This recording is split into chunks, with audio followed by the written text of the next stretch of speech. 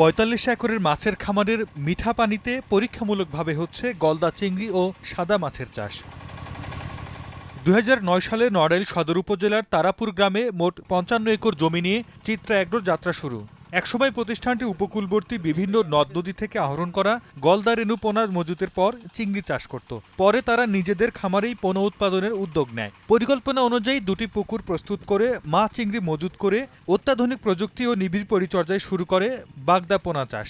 তাতে পোনা উৎপাদনে সাফল্য আসে। ২০ স্যালাইন বা ২২ স্যালাইন ১৮ স্যালাইনের বাগদা এনে 0 স্যালাইনে সেট করে চাষের উপযোগী করার জন্য আমরা একটা পরীক্ষা চালাচ্ছি এবং বাগদা চিংড়ি পরীক্ষায় আমরা সাকসেসফুলি। পাশাপাশি নিরাপদ মাংসের যোগান নিশ্চিত করতে প্রতিষ্ঠানটি বিভিন্ন প্রজাতি ও আকৃতির গবাদি পশুর খামার গড়ে তুলেছে।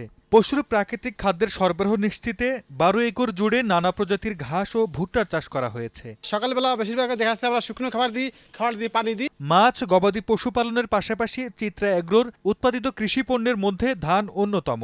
চলতি বছর বিস্তীর্ণ এই খামার জুড়ে চাষ করা ধানের বাম্পার ফলন হয়েছে। ৫-৭ জন আছে, আমরা মাছটা ধরে দিই। আর এই খামারে লোক রাখা রয়েছে প্রায় ২০-২৫ জন। প্রতিদিন বিকালের লোকজন আসে, গরু দেখতে আসে, ফার্ম দেখতে আসে, অনেক লোক আসে মোটরসাইকেল। খাবার টেবিলে যে সমস্ত খাবার মানুষ খায় প্রতিদিন, সেই খাবারগুলো নিরাপদ খাবার উৎপাদনের উদ্দেশ্যে আমাদের এই পথ চলা।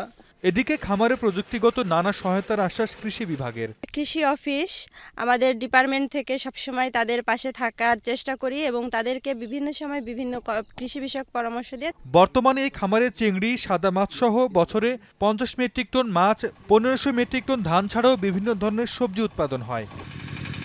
সময় সংবাদ, নড়াইল।